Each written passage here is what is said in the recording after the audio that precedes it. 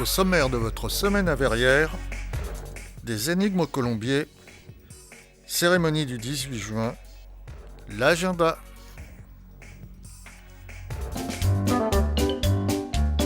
La nuit du conte, samedi 16 juin, ce rendez-vous incontournable pour qui aime les belles histoires s'est déroulé avec succès au Colombier. Oui, effectivement, c'est-à-dire c'est la 9e édition de la Nuit des Contes qui termine la saison des contes qui se déroule pendant toute l'année à la médiathèque. Nous n'avons pas pu faire cette soirée dans la Mao, où généralement nous avons 3 sites de comté avec des sentiers éclairés aux bougies. Ce soir, un décor un peu féerique a été aménagé dans la salle polyvalente pour faire rêver les enfants, tout comme leurs parents, leurs oncles, leurs grands-parents.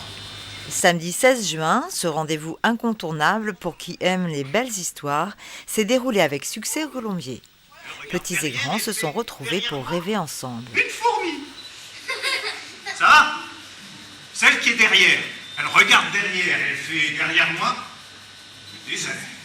Elle regarde devant. Cette année, ce sont des énigmes contées sous le titre générique La Nuit des énigmes qui ont été proposées aux 200 curieux venus écouter les conteurs. Par sa très grande qualité, cette manifestation remporte toujours un succès mérité et vous êtes de plus en plus nombreux à le manifester. Une grande soirée qui vient clore en beauté la saison des contes proposée par les médiathèques de la ville. Le garde devait lui couper la tête, puisque quand on disait une vérité, on avait la tête coupée. Mais s'il lui coupait la tête, ça devient un mensonge, puisqu'il avait dit « je serai pendu ». Donc il devait le pendre. Mais s'il le pendait, ça redevenait une vérité.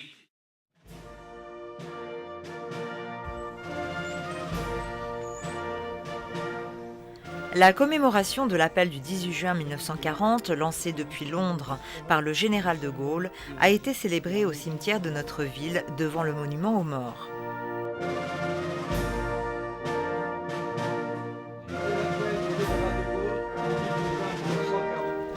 Après le dépôt de gerbes, en présence de M. Thévenin, ancien combattant de la guerre 39-45, de Thomas Joly, conseiller général de l'Essonne, et des présidents des associations d'anciens combattants, M. Autissier a lu le texte historique de l'appel aux Français à la résistance.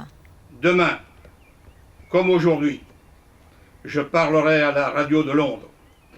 M. Charpentier a ensuite lu le message de Kader Arif, ministre délégué auprès du ministre de la Défense, chargé des anciens combattants.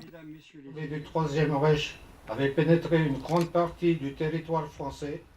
Puis Bernard Mancienne s'est exprimé. On a pu le faire parce que nous avons eu cette liberté, et cette liberté, on l'a donné en grande partie au général de Gaulle et à tous ceux qui ont combattu, bien entendu, depuis, et qui nous ont permis justement d'être un pays où les choses se passent bien.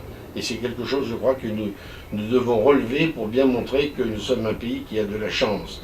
Donc, tous les participants se sont ensuite recueillis devant le monument aux morts.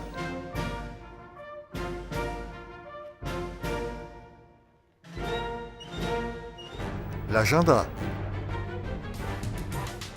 Les samedis 23 et 30 juin à 17h et 20h et les dimanches 24 juin et 1er juillet à 14h et 17h aura lieu le gala de danse du Trait d'Union au Colombier.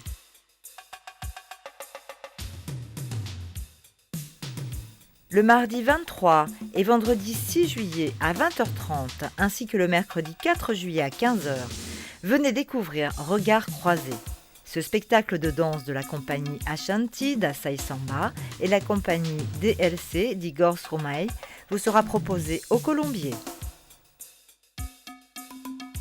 Le traditionnel feu d'artifice du 14 juillet aura lieu comme chaque année au Parc de la Noisette en collaboration avec la ville d'Antony. Rendez-vous le 13 juillet à 23h au Parc de la Noisette. Dans votre prochaine semaine à Verrières, Les Olympiades des écoles.